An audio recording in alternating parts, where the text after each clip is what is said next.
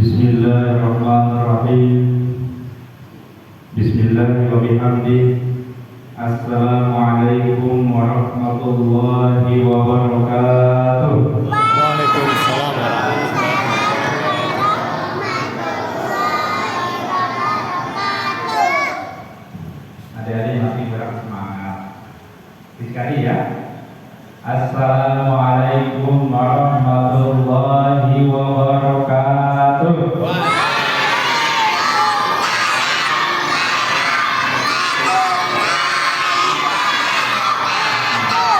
Baru semangat. Karena nanti kita akan cerita tentang kuda yang terbang. Mau nggak diceritakan kuda terbang? Yang mau siapa? Katakan. Kita cerita kuda terbang ya. Ada nggak kuda yang bisa terbang? Ada. Apa itu? Oh, iya ya. Nanti kita ceritakan ya. Berarti sudah pintar-pintar semua. Innal hamdalillah nahmaduhu wa nasta'inuhu wa nastaghfiruh wa na'udzu billahi min shururi anfusina wa min sayyiati a'malina. May yahdihillahu fala mudilla lahu wa may yudlil fala hadiya lahu. Asyhadu an la ilaha illallah wa asyhadu anna Muhammadan abduhu wa rasuluh la nabiyya ba'da amma ba'd.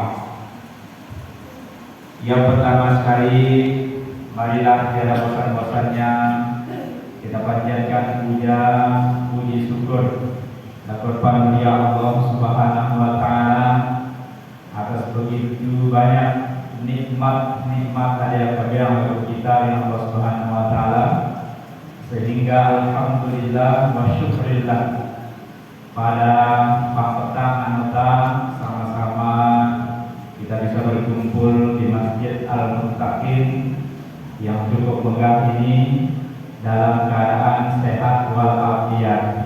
Adik-adik sehat ya? Sehat?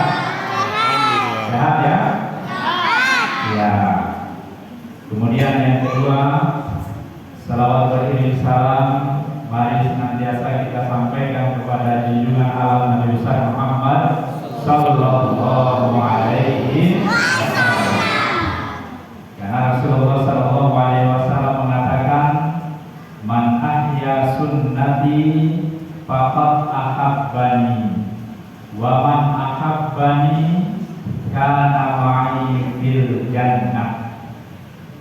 Jadi Rasulullah sallallahu alaihi wasallam mengatakan, siapa-siapa yang gemar suka menghidupkan sunnah-sunnahku, maka dia sudah mencintai aku, kata Rasulullah. Dan siapa yang mencintai aku, maka dia nanti akan bersama-sama denganku di dalam surga Allah Subhanahu wa ta'ala. Mau masuk surga? Mau masuk surga? Alhamdulillah. Insya Allah kita semua bercita-cita untuk masuk surganya Allah Subhanahu wa ta'ala, dan semoga itu menjadi kenyataan. Kemudian yang saya hormati Bapak Ketua Pengurus Masjid Al-Muttaqin beserta seluruh jajarannya, Bapak Imam, Bebe, singkatnya hadirin hadirat yang sama-sama kami muliakan.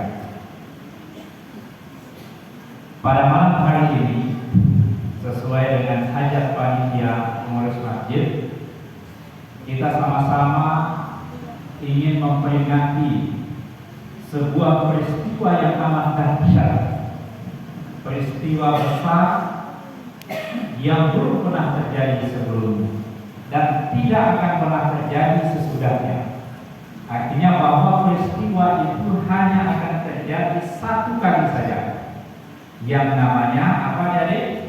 Isra dan Mi'raj Nabi besar Muhammad sallallahu alaihi wasallam.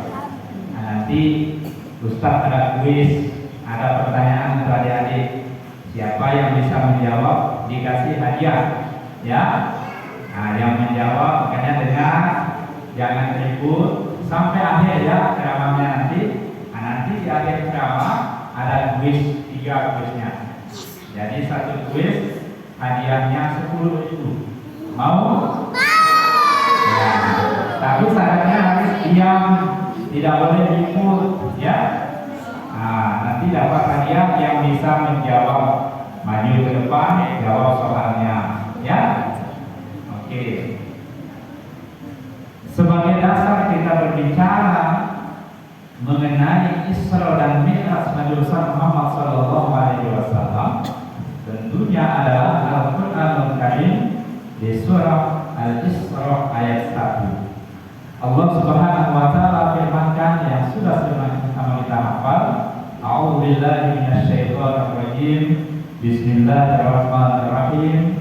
Subhanalladzi asra bi'abdihi lailan minal masjidil haram ilal masjidil aqsa alladzi barakna haulahu linuriyahu min ayatina innahu huwas samiul basir.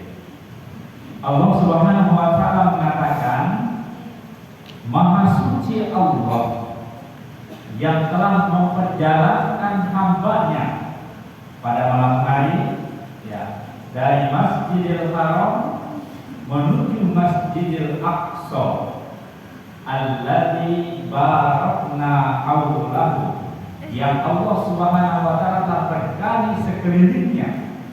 Para ulama mengatakan sekeliling yang dimaksudkan adalah sekeliling Nabi Muhammad. Ada yang mengatakan sekeliling selama perjalanannya menuju Palestina, menuju Sidratul Muntaha, dan kemudian kembali lagi ke Mekah. Ada yang mengatakan memberkahi sekelilingnya artinya sekeliling Masjidil Haram dan juga sekeliling Masjidil Aqsa. Alladzi barakna haulahu linuriyahu min ayatina, untuk kami tunjukkan sebagian kecil dari tanda-tanda kekuasaan kami. Ya. Jadi Allah Subhanahu wa taala memulai ayat ini dengan mengatakan Subhan, Maha suci Allah. Nah, di sini Allah Subhanahu wa taala memuji dirinya sendiri. Ya. Kalau kita memuji diri kita sendiri, manusia, saya, Bapak Ibu semua memuji diri sendiri, berarti ada suatu hal yang pernah kita lakukan dan itu sangat luar biasa, sehingga muncul pujian bagi diri kita sendiri. Sehingga ada yang mengatakan, ya, coba bukan karena saya, coba tidak ada saya. Itu artinya ada suatu hal yang kita lakukan yang membuat persoalan menjadi selesai.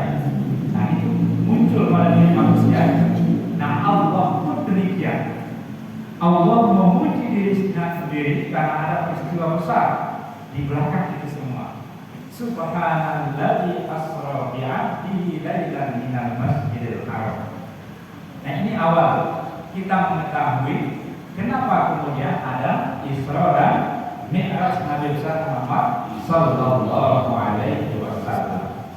Nah, berdasarkan ayat ini, kemudian berdasarkan hadis Rasulullah sallallahu alaihi wasallam bahwa peristiwa Isra Mi'raj Nabi Muhammad sallallahu alaihi wasallam terjadi pada malam hari tahun ke-10 kenabian.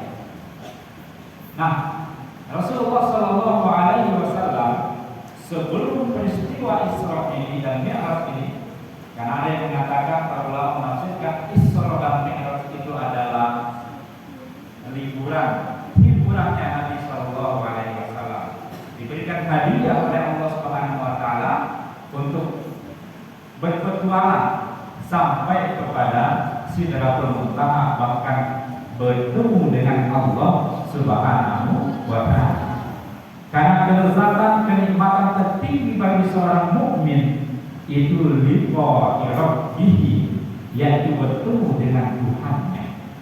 Nah, maka ditafsirkan kelak orang-orang yang beriman dan bertakwa kepada Allah akan bertemu dengan Allah Subhanahu wa taala di surga Allah kelak.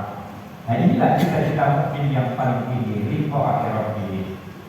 Nah, kita kembali lagi sebelum peristiwa Isra dan Mi'raj itu, Nabi sallallahu alaihi wasallam dihadapkan dengan kondisi yang sangat menyakitkan, sangat memilukan dan sangat menyedihkan. Biasa kita ini dulu, mereka pompa, coba teranak, coba pompa tuh jam rumah balik utara tuh pompa sate lalu rekreasi. Sate mau kalau kita bintang bano, kan? Sate mau kalau kita bermain silang, sate mau kalau kita banyak bermol, itu rekreasi namanya. Untuk kembali ya menyegarkan pikiran kita. Nah, Nabi SAW diberikan hadiah oleh Allah untuk kembali menyegarkan dan memberikan spirit dakwahnya di Isra dan Mi'raj. Ajak jalan-jalan di malaikat Jibril. Nah, tahun itu di tahun yang sama Rasulullah SAW ditinggal pergi oleh seorang yang selama ini membela dakwahnya di luar rumah. Namanya paman Rasulullah SAW. Adik-adik yang tahu nama paman Rasulullah, angkat tangan dan maju ke depan menjawab. Dapat hadiah 10.000. Jangan dijawab di depan, angkat tangan. Siapa nama paman Rasulullah SAW yang meninggal dunia sebelum peristiwa itu? Yang maju. Ya, sebut nama dari SD berapa?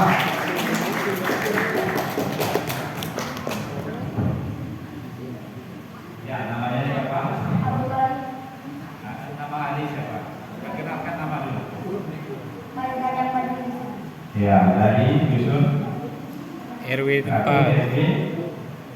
RT 1 RW 4. Yang satu ini. Satu ya. RT 1 RW 4. Oh iya, RT 1 RW 4. RW 2. Siapa nama paman Nabi yang dimaksud itu tadi? Abu Thalib. Alhamdulillah dapat 10.000. Nanti sempat nama ya. Oke. Nah, itu artinya anak-anak kita paham dengan keluarga Nabi Sallallahu Alaihi Wasallam, dan inilah hajat daripada pengurus masjid untuk kemudian bagaimana anak-anak kita terlibat mengetahui sejarah Rasulullah Sallallahu Alaihi Wasallam beserta keluarganya. Karena tidak jarang kita ke lokal itu dia tapal keluarga anak asanti, terus anak dia asanti, asanti ada maksudnya anak kali. Pasti apa kenapa rajin bantu anak asanti, rajin bantu sinetron. Nah, jadi Abu Thalib meninggal dunia, Nabi SAW sangat sedih. Karena Abu Thalib lah yang selama ini menyokong dulu dakwah Nabi SAW di luar rumah. Karena ada masalah dengan orang-orang Quraisy, Abu Thalib lah yang pasang badan, yang pasang dada, sehingga engganlah kaum Quraisy untuk mengganggu Nabi SAW. Sudah ditegur oleh Abu Thalib. Di tahun yang sama, di bulan yang sama, istri beliau juga yang mendukung beliau di dalam rumah. Bayangkan Bapak Ibu Saudara, tatkala Rasulullah SAW menerima wahyu pertama, dan orang yang paling utama meyakini kenabian Nabi SAW dan membenarkan bahwa yang datang itu adalah malaikat Jibril membawa wahyu, adalah Khadijatul Kubra, istri Nabi SAW. Beliaulah yang pertama mengimani Nabi SAW. Beliau menerangkan bahwa Muhammad, tenanglah, yang datang memelukmu di gua Hira itu bukan siapa-siapa. Dia adalah malaikat Jibril yang diutus oleh Allah Subhanahu wa Ta'ala untuk membawa wahyu kepadamu. Setiap ada kesedihan di luar rumah, orang Quraisy mencaci maki, pulang beliau ke rumah dihibur oleh Khadijatul Kubra. Inilah potret keluarga Islami yang diinginkan oleh Nabi. Tatkala suami pulang dari tempat kerja tidak membawa uang, ya, bahkan hanya membawa cerita-cerita sedih, maka istri yang solehah adalah dia yang menguatkan suami. Tenang Pak, tenang Abang, rezeki masih bisa dicari. Yang terpenting Abang tetap sehat walafiat dan kita bisa bersama-sama berkumpul seperti ini. Itulah potret keluarga yang diinginkan oleh Rasulullah SAW. Tatkala suami berada dalam keadaan rapuh dan lain sebagainya, atau sebaliknya istri juga rapuh, maka mereka saling Bukan siang melalui istilah artis-artis ada uang abang disayang, tidak ada uang abang ditendang. Nah ini salah, ini bukan konsep Islami. Jadi konsep Islami adalah mereka yang sedia sekata dalam mencari ridho Allah Subhanahu wa Ta'ala. Nah, Khadijah pun meninggal dunia, dipanggil oleh Allah Subhanahu wa Ta'ala, sedihlah Nabi. Dalam kondisi Khadijah sudah meninggal, Abu Thalib sudah meninggal, maka Abu Jahal dan lain-lain sebagainya ini punya kesempatan untuk mengganggu dakwah Nabi Shallallahu Alaihi Wasallam. Diserang Nabi habis-habisan karena sudah tidak ada yang membela. Maka dalam kondisi panik seperti ini, Nabi pun memutuskan untuk berubah haluan, ya, tidak lagi berdakwah di Mekah, kemudian mencoba untuk berdakwah ke Taif, mencari suaka perlindungan ke Taif. Bahasa itu bahasa suaka politik lah, mencari keamanan, kalau dia nyaman lah, ya ganggu ke kafir Mekah. Sampai di Taif kurang lebih 15 hari, ya 10 hari berdakwah sampai 15 hari, bukannya penerimaan yang didapatkan, bukannya kata-kata baik yang didapatkan, malah sebaliknya orang-orang Taif bahkan melukai beliau, sampai-sampai Allah mengirim salam melalui malaikat Jibril, wahai Jibril, katakan kepada seluruh malaikat penjaga gunung, penjaga daratan, katakan kepada mereka apapun yang diinginkan oleh Muhammad kabulkan saat itu juga. Maka hal itu disampaikan kepada para malaikat penjaga gunung, wahai Muhammad, jika engkau menghendaki gunung ini akan kami timpakan kepada orang lain yang telah melukai, maka kami akan binasakan mereka sekarang juga. Kata Nabi Muhammad SAW, jangan, itu bukan tujuanku datang ke Taif ini. Tujuanku datang ke Taif mengajak mereka beriman kepada Allah, dan saya berdoa kepada Allah semoga kelak anak cucu mereka nanti ada yang beriman kepada Allah Subhanahu wa Ta'ala. Masya Allah Bapak Ibu semua, hari ini Taif itu orang-orang yang ingkar melepari Nabi dahulunya, berkat doa Nabi Shallallahu Alaihi Wasallam, mereka sekarang 100% Muslim, Islam semuanya, beriman dan masuk dalam kategori kota Taif adalah kota terbaik di dunia, salah satu daerah kota terbaik di dunia. Ini berkat doa Nabi Shallallahu Alaihi Wasallam. Nah dalam kondisi seperti itu Nabi Shallallahu Alaihi Wasallam mau pulang ke Mekah, ditunggu oleh Abu Jahal dan kawan-kawan, mau balik lagi ke Taif, diusir oleh orang Taif. Akhirnya beliau berada di antara perbatasan Mekah dengan Taif, bersandar di sebuah pohon kurma, sambil di situ beliau merenung apa yang harus dilakukan. Nah, dalam kondisi seperti itu Allah Subhanahu wa Ta'ala ya memerintahkan malaikat Jibril untuk kemudian datang membawa kabar gembira kepada beliau untuk di-Isra dan Mi'rajkan. Maka sebelum Isra dan Mi'raj itu dilakukan, Nabi SAW terlebih dahulu dibersihkan hatinya oleh malaikat Jibril, oleh dua malaikat. Dan kemudian terjadilah pertama kali dalam sejarah operasi pertama manusia, pembedahan pertama yang dilakukan oleh malaikat kepada Nabi Muhammad SAW. Operasi ketiga, karena Nabi SAW pernah 3 kali operasi dibedah adanya oleh Jibril. Pertama saat beliau umur 4 atau 6 tahun, waktu itu beliau masih kecil, ya, masih kayak anak-anak, ya. Nabi pernah dibedah dulu perutnya, ya, diambil hatinya kemudian dibersihkan pakai air Zam-Zam, ya. Kemudian pada peristiwa Isra Mi'raj Nabi SAW dibedah kemudian hatinya dibersihkan pakai air Zam-Zam dan dituangkan dengan hikmah-hikmah yang luar biasa. Makanya hati Nabi menjadi kuat, fisik Nabi menjadi bisa Isra dan Mi'raj dalam waktu yang sangat singkat atas izin Allah Subhanahu wa Ta'ala.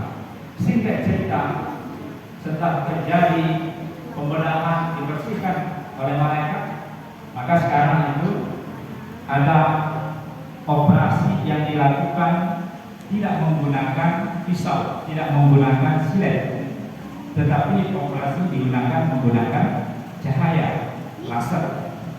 Ya, jadi sunat itu kena laser, operasi pun kena laser. Dan bahkan PBB melarang semua secara global dunia ada senjata laser, senjata cahaya yang bisa digunakan untuk membunuh musuh dari jauh. Tapi itu tidak diperkenankan untuk diperbanyak, karena kalau itu diperbanyak, ya tidak perlu prajurit, tidak perlu tentara lagi sebuah negara.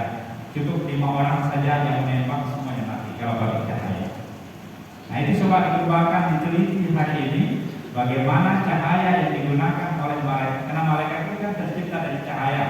Otomatis cara melakukan pembedahan kepada Nabi Muhammad itu dengan menggunakan cahaya. Inilah yang diadopsi oleh ahli kedokteran sampai dengan hari ini. Dicoba diteliti bagaimana cahaya yang digunakan oleh Jibril untuk membedah Nabi Muhammad sehingga tidak meninggalkan bekas sedikit pun. Jadi tidak bekas operasi selamat dokter saat ini ada bekasnya, tapi operasinya Jibril tidak ada bekas sama sekali. Nah Bapak Ibu sekalian yang dirahmati Allah Subhanahu wa Ta'ala, ya saya tidak akan menceritakan terlalu detail tentang peristiwanya, tapi pada intinya bahwa peristiwa Isra dan Mi'raj Nabi Muhammad SAW yang terjadi pada tahun ke-10 kenabian itu memberikan hikmah ya yang luar biasa kepada kita. Pertama, Isra dan Mi'raj ini artinya bagaimana kita Isra-nya itu bagaimana kita membangun hubungan kita dengan sesama manusia. Karena Nabi SAW dari Mekah ke Palestina, ya, kemudian dari Palestina naik ke Sidratul Muntaha. Artinya hubungan dengan sesama manusia dan hubungan dengan Allah Subhanahu wa Ta'ala. Kalau bahasa akademik, bahasa terkapus, hubungan horizontal dan hubungan vertikal. Ini menurut hubungan tahu sesama manusia, menurut hubungan dengan Allah Subhanahu wa Ta'ala. Nah, jadi Nabi SAW tatkala sampai di Masjidil Aqsa memimpin sholat berjamaah dengan seluruh nabi-nabi yang pernah ada. Nabi itu kurang lebih ada 200.000 atau 150.000 sekian. Dalam riwayat beda-beda. Taruhlah 200.000 jumlah nabi, dan Nabi Muhammad SAW menjadi imamnya waktu itu.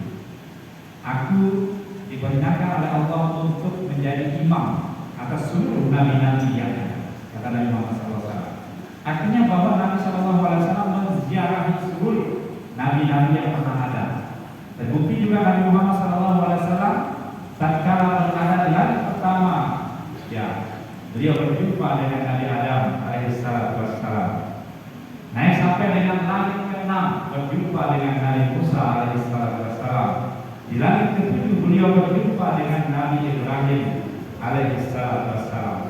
Ini adalah perjalanan Nabi SAW untuk saling bersilaturahim sesama Nabi, atau dalam secara umum sesama manusia. Jadi Bapak Ibu sekalian, dalam hubungan kita bermasyarakat, dalam hubungan kita bertetangga, harus kita perhatikan. Jangan sampai akhir hayat kita masih ada berapa di tetangga. Nah, itu bahaya. Ini sangat berbahaya Bapak Ibu sekalian. Ada di antara kita yang belum bersapa dengan sesama tetangga, sesama muslim. Ini sangat berbahaya. Nah, kenapa? Karena Allah Subhanahu wa Ta'ala pun akan cuek kepada kita di hari kiamat kalau kita masih ya menaruh dendam sesama manusia kita. Maka hubungan sesama manusia ini harus kita perbaiki. Kalau ada yang bersalah, segera minta maaf. Kalau ada yang datang minta maaf, segera memberi maaf. Ya, meminta maaf itu sangat bagus, tetapi memberi maaf itu jauh lebih bagus. Jadi pahalanya berlipat-lipat. Maka daripada itu, hubungan kita dengan sesama manusia, hablum minan nas, kita harus dijaga dengan sebaik-baik. Kemudian yang kedua adalah hablum minallah. Tatkala sudah Nabi SAW bertemu dengan para nabi, bertemu dengan kondisi yang ada di surga dan neraka, beliau juga bertemu dengan Allah Subhanahu wa taala. Bagaimana kemudian Nabi menerima perintah sholat 50 kali sehari semalam. Awalnya sholat itu 50 kali sehari semalam, tapi atas permintaan Nabi Musa, wahai Muhammad, kata Musa, berapa diperintahkan sholat kepada umatmu? Nabi mengatakan 50 kali sehari. Wahai Muhammad, tidak mungkin umatmu akan mampu sholat 50 kali sehari semalam. Kembali lagi, minta kepada Allah agar dikurangi. Nabi Muhammad kembali bolak-balik antara Sidratul Muntaha dari Allah ke Nabi Musa, langit ketujuh, bolak-balik untuk minta agar dapat dispensasi. Akhirnya sampailah pada akhirnya 5. Bahkan sampai 5 itu Nabi Musa bilang masih terlalu banyak. Wahai Muhammad, umatku saja yang kuat-kuat badannya, umat Nabi Adam juga yang kuat-kuat badannya, itu nggak mampu melaksanakan perintah Allah sesuai dengan apa yang diinginkan oleh Allah. Apalagi umat itu nanti kecil-kecil. Betul. Kita kan sekarang kecil-kecil. Karena manusia itu dari zaman Nabi Adam diperkirakan Nabi Adam tingginya kurang lebih 17 sampai 20 meter. Nah, jadi pernah lihat manusia raksasa? Nah, lihat raksasa dalam ini? Pernah? Tinggi ya? Nabi Adam itu lebih tinggi daripada itu. Tingginya 17 sampai 20 meter. Ya, itu kalau masuk ke masjid ini ya beruntung minggu di masjid yang dianggap masjid saking tingginya. Nah, jadi itu.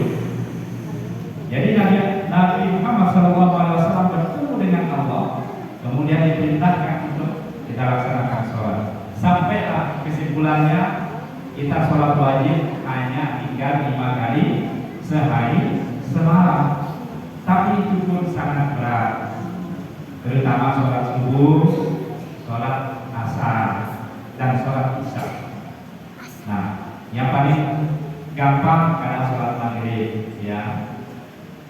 Nah, Bapak Ibu sekalian yang dirahmati Allah Subhanahu wa taala, karena begitu Nabi SAW perjuangannya sudah luar biasa, kita hanya tinggal menjalankan 5 kali sehari semalam saja.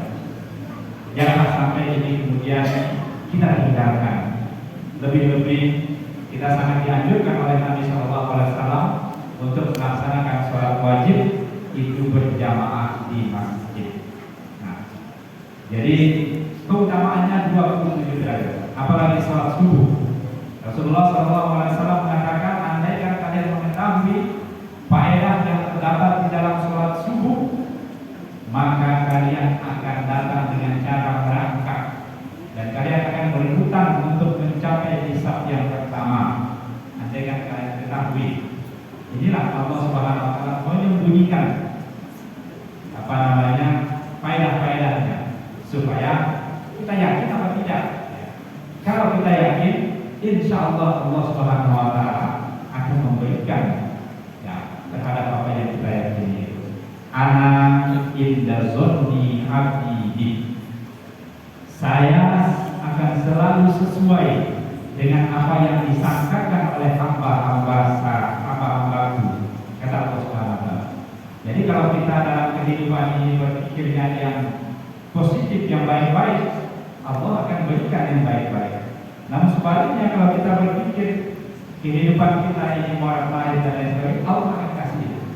Maka kata para motivator, Mario Teguh dan lain sebagainya yang kita lihat di TV itu, selalu berpikir positif.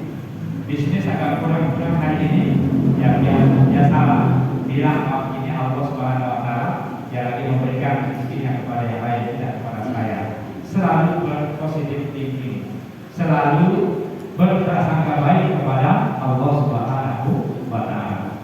Maka konsep sholat jamaah, jadi Allah Subhanahu wa taala mengatakan bahwa man amanu wa taqwa la fatahna alaihim barakatin minas samai wal ardi. Andaikan penduduk satu kampung, satu negeri itu beriman bertakwa kepada Allah Subhanahu wa taala, maka kami akan bukakan keberkahan dari langit dan keberkahan dari dalam bumi. Salah satu ciri masyarakat itu beriman beriman kepada Allah Subhanahu wa taala, mereka mempertahankan untuk selalu sholat berjamaah di masjid. Wabil khusus sholat subuh. Nah, karena yang paling berat itu sholat subuh. Maka kalau sholat subuhnya itu bisa konsisten berjamaah di masjid, sholat yang lain akan gampang. Ya.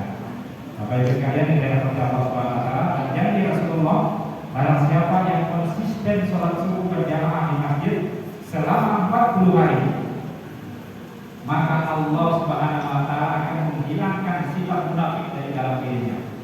Jadi kita coba saja, Bapak Ibu sekalian, coba konsisten sholat subuh berjamaah di masjid, ya, apalagi semua sholat yang lain-lain, maka Allah berjanji akan menghilangkan sifat munafik dari kita. Apapun sifat munafik itu, ya, ciri-cirinya oleh Nabi dikatakan, kalau mereka berkata berbohong, kalau dipercaya khianat, kalau berjanji mengingkari janjinya. Nah, kalau ada itu masih pada kita, berarti masih ada sifat munafik pada kita. Nah, untuk menghilangkan sifat itu, coba sholat berjamaah, ya, terutama sholat subuh minimal 40 hari secara berturut-turut. Nah, bukan bolong-bolong, ya, berturut-turut setiap hari, setiap pagi. Bapak Ibu sekalian di dalam hati Allah Subhanahu wa taala, jadi spirit Isra dan Mi'raj dengan Nabi Sallallahu Alaihi Wasallam adalah bagaimana kemudian kita bisa meningkatkan keimanan dan ketakwaan kita kepada Allah Subhanahu wa taala. Nah, jadi saya akan jadi tadi ada 3 pertanyaan. Nah, sekarang pertanyaan yang kedua, siapa yang menjawab dapat 10.000 lagi. Pertanyaannya adalah tadi sudah saya sebutkan istri Rasulullah. Siapakah nama istri tadi yang kita sebut? Itu yang kedua. Ya. Ya. Siapa namanya? Perkenalan dulu. Perkenalan. Ya. Dari RT berapa? RT-nya. RT 2 RW 3. RT 2 RW 3. RT 2. Siapakah nama istri Rasulullah yang kita maksud tadi? Khadijah. Ya, benar ya? Ya, dapat 10.000 nanti. Ya, tunggu ya, ini sampai selesai sholat isya ya. Ya. Nah, itu sudah 2. Jadi istri Nabi Sallallahu Alaihi Wasallam namanya Khadijah. Ya. Pertanyaan ketiga. Nah, satu lagi pertanyaannya. Ayo. Doa masuk masjid. Nah, katanya.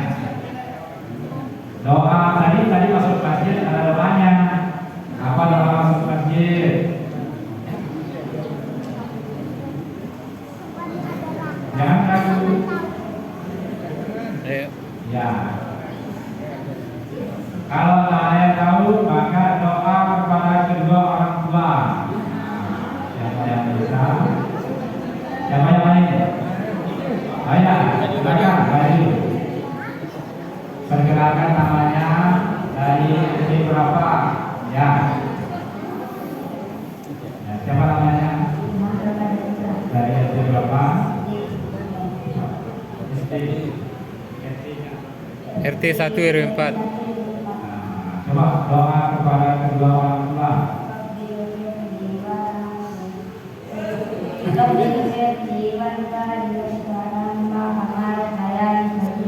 Nah, adik-adik ikut ya, ikut temannya ya. Ayo ikut secara bersama-sama. Ayo. Ikut.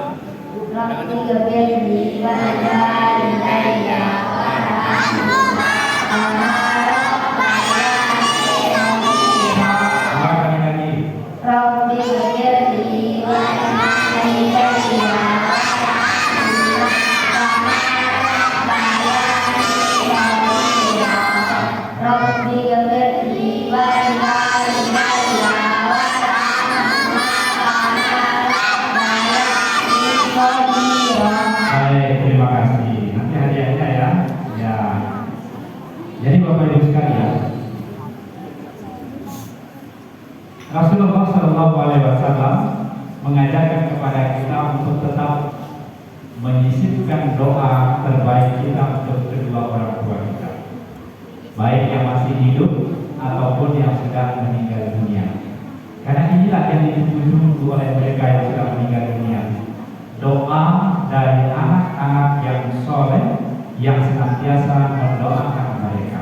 Ini investasi terbesar kita. Tatkala kita investasikan harta yang berlimpah kepada mereka, belum tentu itu akan ada manfaatnya untuk kita di alam akhirat, di kuburan.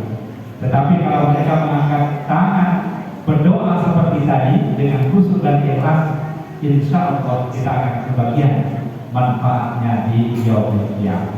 Maka dari itu agar anak-anak kita mendoakan kita kelak, maka kita pun harus mendoakan kedua orang tua kita. Nah, Bapak Ibu sekalian yang dirahmati Allah Subhanahu wa taala, sebagai bagian akhir, mari kita sama-sama membaca surah Al-Fatihah untuk kedua orang tua kita semuanya, baik yang masih hidup atau yang sudah meninggal dunia.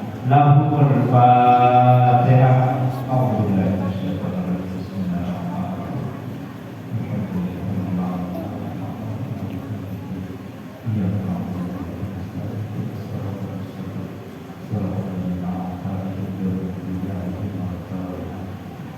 Demikianlah ceramah singkat yang bisa kami sampaikan pada malam hari ini. Tentunya dari apa yang sudah kami sampaikan ada hal-hal yang kurang berkenan di hati Bapak Ibu semua. Mulai kesempatan ini kami mohon maaf yang sedalam-dalamnya. Begitu pula bila ada hal yang baik yang bisa diambil, semata-mata itu datang dari Allah Subhanahu wa taala, dan mari kita amalkan untuk kita capai ridhonya Allah Subhanahu wa taala. Kita berdoa kepada Allah Subhanahu wa taala, semoga kita yang hadir di majelis ini dan yang mendengarkan di rumah senantiasa diberkahi oleh Allah Subhanahu wa taala, dan kita berdoa semoga anak-anak kita, cucu-cucu kita tumbuh berkembang menjadi generasi Islam yang beriman dan bertakwa kepada Allah Subhanahu wa taala. Dan tentunya juga kita berdoa semoga kampung kita ini bisa Keratul khususnya dan umumnya desa Keratul senantiasa diberkahi oleh Allah Subhanahu wa taala dengan keberkahan yang datang dari langit atau keberkahan yang datang dari dalam surga. Adalah Allah yang ajmain. Wallahul muwaffiq wal hadi ila sabilir rasyad. Assalamualaikum warahmatullahi wabarakatuh. Waalaikumsalam warahmatullahi wabarakatuh.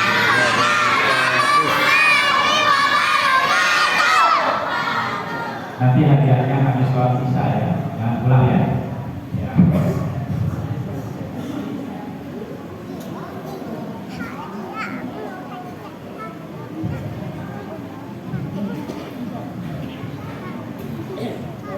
Bapak-bapak, ibu-ibu, dan adik-adik yang saya cintai, demikian tadi telah kita dengarkan, kita ikuti penyampaian hikmah peringatan Isra dan Mi'raj Nabi besar Muhammad Sallallahu Alaihi Wasallam yang telah disampaikan oleh yang terhormat Al-Ustaz Bapak Dr. Suryadi SI MHI. Kepada beliau mengaturkan terbanyak terima kasih. Bapak-bapak, ibu-ibu, jamaah wahidullah, demikianlah acara peringatan Isra dan Mi'raj pada malam hari ini kami nyatakan terakhir. Wabillahi taufiq wal hidayah. Wassalamualaikum